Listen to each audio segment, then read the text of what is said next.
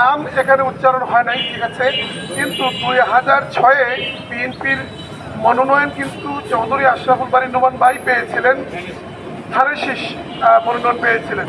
এখানে আমাদের বুঝতে অসুবিধা হচ্ছে না যে চৌধুরী আশরাফুল বারী নোমান ভাইকেই উদ্দেশ্য করে ওই কথোপকথনগুলো হচ্ছিল, অশ্রাব্য কথায় ভাষায় গালিগালাজগুলো হচ্ছিল। আর আরেকটা বলছেন আপনি যে A1 বা AI দিয়ে হয়েছে কিনা, আপনারা দেখেছেন ভিডিওতে, যেটা ভিডিও ভাইরাল হয়েছে আপনারা দেখেছেন সবাই, আমরাও দেখেছি। বডির অঙ্গভঙ্গি এবং কথা বলার যে ধরন সব কিছু মিলিয়ে মানে আমরা বিশ্বাস করি না এটা AI দিয়ে তৈরি হয়েছে।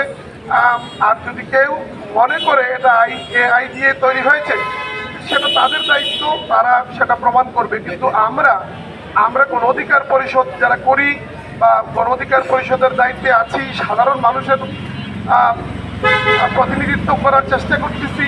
আমরা আমাদের জায়গা থেকে অনুভব করতেছি যে চৌধুরী আশরাফুল বারী নোমান ভাই একজন অত্যন্ত গুণীজন, সর্বজন শ্রদ্ধেয় এবং জননন্দিত।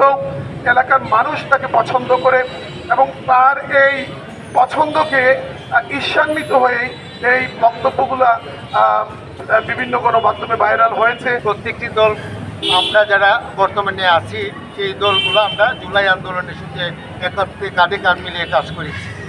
যে কারণে আপনার উত্তর আসতেছে, যে কারণে আমরা দলের সঙ্গে কোনো ব্যক্তিকে নিতে চাই নাই। কিন্তু এই ঘটনা জনাব জি.কে. ঘোষ সাহেব তার ভিডিওতে অনেক নেতৃবৃন্দর প্রেজেন্সে উনি এই বক্তব্যটা করেছেন, এই গালিগালাজ, অসভ্য গালিগালাজ করেছেন।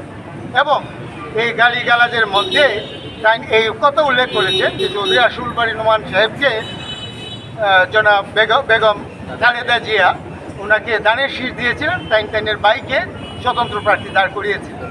এবং তাই অসভ্য গালিগালাজ করার মুহূর্তে এখানে অনেক নেতৃবৃন্দ ছিলেন যারা বিএনপির, এই নেতৃবৃন্দদের নীরবতা এবং তার কোনো এই যে আচরণটা, এইটা ভিডিওতে সুস্পষ্ট যে এইটা ফেক না।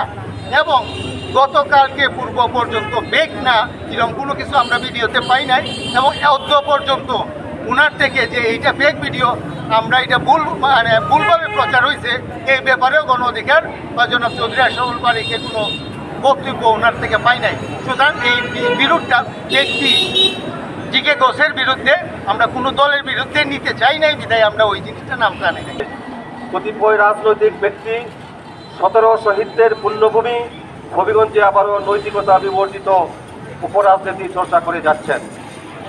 আমরা লক্ষ্য করেছি সম্প্রতি জুলাই বিপ্লবের অন্যতম স্টেক হোল্ডার একটি দলের একজন দায়িত্বশীল নেতা কর্তৃক গণ অধিকার পরিষদের কেন্দ্রীয় উচ্চতর পরিষদ সদস্য ও হবিগঞ্জ জেলার সংগ্রামী সভাপতি অ্যাডভোকেট চৌধুরী আশরাফুল বারী নোমানকে সম্পূর্ণ রাজনৈতিক, সামাজিক ও পারিবারিক শিষ্টাচার বহির্ভূতভাবে অশ্লীল ও অশ্রাব্য বাক্য দ্বারা ভিডিওগত সামাজিক যোগাযোগ মাধ্যমে প্রচার করেছেন, যা রাজনৈতিক সহাবস্থানের সম্পূর্ণ পরিপন্থী এবং ঐতিহাসিক জুলাই বিপ্লবের কাঙ্ক্ষিত লক্ষ্যমাত্রাকে বাধাগ্রস্ত করা সামিল বটে।